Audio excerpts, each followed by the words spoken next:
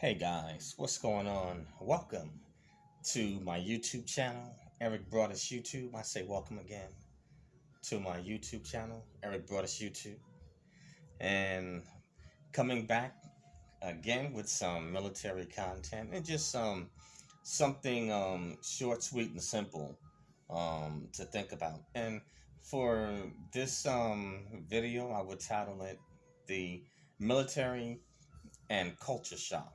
The military and culture shock. And what is it that prompts me to talk about this aspect in the military? Well, for those of you that are either new to the military or that have been in the military for a while, and those of you that are considering a career in the military, you're going to experience some culture shock when you enter the military. And for those of you that have been in the military for some time, I'm quite sure you've experienced culture shock in the military. And one of the reasons for this is that the armed forces, they, I guess you could say they're different from, say, the civilian side in terms of the structure and the way it is set up.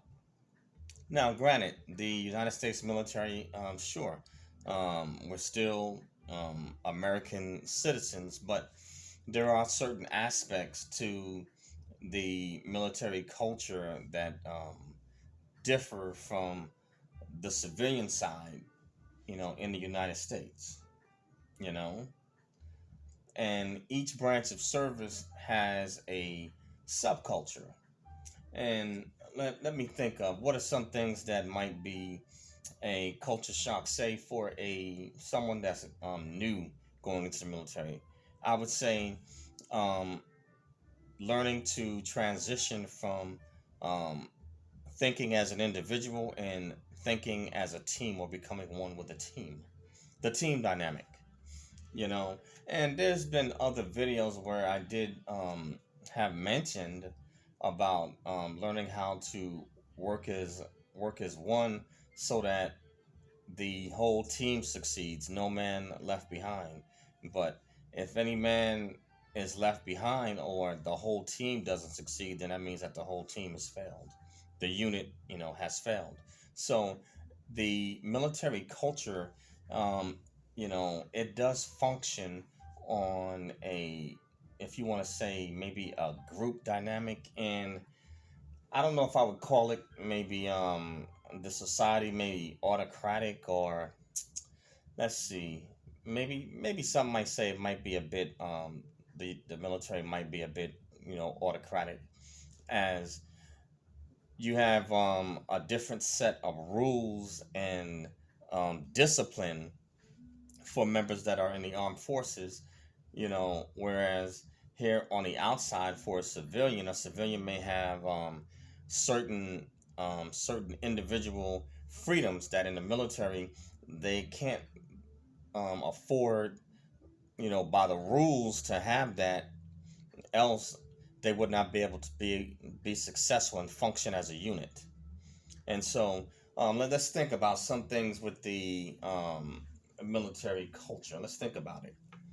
For one, obviously you don't have any unions in the military. So once you swear in and under oath, and you take take an obligation to serve, then you have a commitment and you are expected to complete your obligated term of service. Whereas on the civilian side, if you run across a job and you don't like it, you can resign. You can resign on the spot. Obviously, we're seeing that now with the great quit or the great resignation. Whereas in the military, you cannot quit your term of service. You cannot quit your tour of duty or your assignment. You can't just up and just leave the military, or else, and not return, else you'd be considered AWOL, absent without leave. So those are some unique aspects in the military that are different than the civilian side. Certain freedoms. Think about it. if the your branch of service gives you some orders to do a tour of duty, or the Navy, Marines, and I think Coast Guard calls it TAD, but it's basically a tour of duty where you have to serve abroad, on different assignments, for a specified period of time. And some of these assignments in the military are not necessarily, um, you know, the best places that you'd want to be. Some of them are remote. These assignments may have harsher conditions. You may have to serve in, say, maybe combat zones where you don't have all the obviously you're not going to have the freedoms that you have during peacetime or like a regular civilian, and then you may not have the modern amenities that you have and that you're used to in the United States when you're serving in these temporary locations. So you have to adapt to whatever situation you're put in while you're serving in the military. Whereas on the civilian side, um, certain conditions you would probably never come in contact with, or certain environments you wouldn't even come in contact with. You know, it's just non-existent on the civilian side. And so this right here can be a form of culture shock, you know, building a base from scratch, and as the armed forces, they call it a bear base, In the Air Force, they call it civil engineering. Army would be the Army Corps of Engineers. The Marines, it would be the Devil Dogs. The Navy, it would be the Seabees, and I forgot which what they call it in the Coast Guard, but you know there may be certain times when you have to go on deployments when you have to actually build the base from scratch, and then as the military gets further along and they set the contracts up, then other builders or civil engineers, and they'll come in and develop it, and then you get a base, that's got all the modern amenities, as we know it. But when you have to go and build a base in the middle of nowhere, and you got to build it from scratch, you're going to be in tent city, and so the conditions are going to be different. You may not have hot water, and I'm not saying that um, it's not a big deal for those of us that have been in the military and have served in certain locations under harsh conditions. But for some people, if they're not used to it, and for the first time, not having hot water, not having hot meals, having to eat MREs or meals ready to eat, serving in field conditions, and definitely those of you that are in the Army and Marines, you definitely would know about that. For those of you in the Navy or Coast Guard, having to serve, um, you know, on those tours to be out at sea for a long time, you know, working, you know, crazy hours, what I'm saying, minimum of 12 hours. But when you're out at sea on that ship, where you going to go? For some of you, maybe in the Navy have submarine duty, so these are different type of assignments and conditions that come with these particular assignments that can produce culture shock, and definitely going into a combat environment that will definitely produce culture shock, for someone that's never been in that before. And there's a host of different circumstances and conditions that come with serving in a war zone or a combat zone. And so these are conditions that the average American would never experience or come in contact with. The closest might be maybe law enforcement on the outside, or police officers may, experience some forms of, maybe say, post traumatic stress disorder, you know, but it's still not exactly the same as being at war. They're two different environments. That say military member that is serving in war versus a police officer that is serving in duty, you know, on the civilian side, but still dealing with crime and whatever different types of things such as homicide. But it's still different. Saying even though they both can have trauma. But culture shock in the military is definitely a real thing, and I'm just giving some extremes you know. But as you go on throughout your career in the military, you'll be exposed to different environments. You're going to be exposed to different types of people, which can be culture shock, in itself, especially if you're new and you come from, say, maybe a certain environment and you're meeting individuals that you didn't grow up with. And now you're having to live with, work side by side with, interact with, so it's an adjustment. you know it definitely is an adjustment. And you know culture shock is what it is.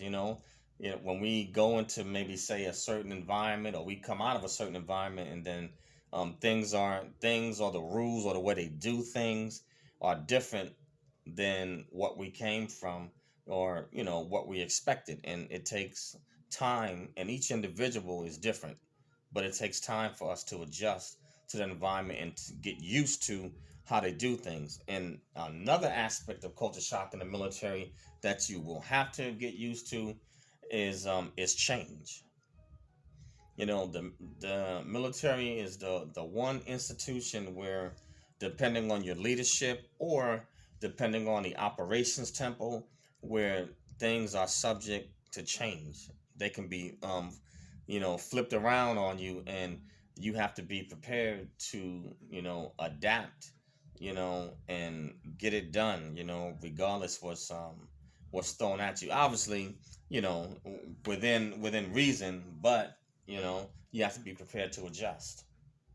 you know and so I would say this, for those of you that are new recruits, or you're considering entering the military, consider that, concerning culture shock, how things are going to be different from the civilian side, and how things where you came from, and when you were a civilian versus when you go in. It's a different set of rules. It's a different society, and it has its own way of functioning. The military is a separate entity. It's its own individual beast.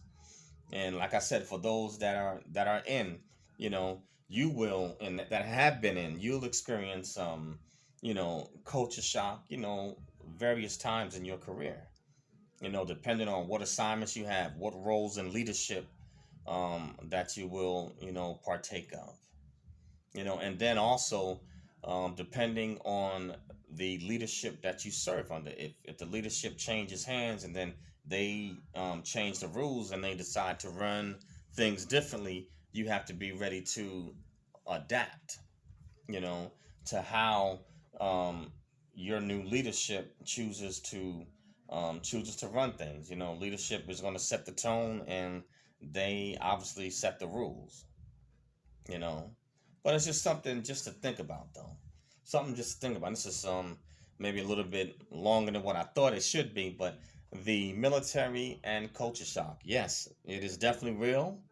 The military has its own culture, and amongst each branch of service has its own subculture, within it. Each one. And this subculture is developed depending on what the prospective mission is of each branch of service. But anyway, guys, that's all I have for this one. But just something for you guys to think about, and to understand it and be prepared, to adjust and deal with it, because you will experience culture shock while you're in the military. You definitely will. You know, um, there's different factors that go with it, but the military is definitely um, one entity that definitely can change, and you just have to be adaptable and ready to adjust. But that's all I have for this one. I thank you guys for listening, and Again, Happy New Year. My first military content video, you know, in January 2022. Glad to be back on the scene, and I'm excited, and looking forward to sharing information. My channel is Eric Broadus YouTube. That's EricBroadus YouTube, or ericbroadusyoutube.com. So please subscribe to my YouTube channel. Smash the bell to become a subscriber. And also smash that like button to like the video. And if you don't like it, hit that unlike button. And please leave a comment. I would love to dialogue with you.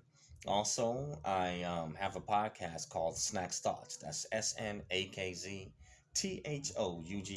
Snacks Thoughts. And you can find me on Acast, Spotify, Spreaker, Anchor, Radio PPM, Apple Podcasts, iTunes, Spreaker, iHeartRadio, and a host of other social media platforms. And I also am teaching um, classes on Skillshare, how to succeed in the military, and I will leave the link in the description. So please go over to Skillshare and join the classes. Sign up, guys. Join on in. All right. That's all I have for this one. So please share it. Brought this YouTube and Snacks Thoughts. Share it, push it out, and you guys have a great 2022. I'm looking forward, what I'm saying, to 2022 being a good year, not just for myself, but for you also. All right, guys? Peace out, and I'll see you soon on the next one. Later.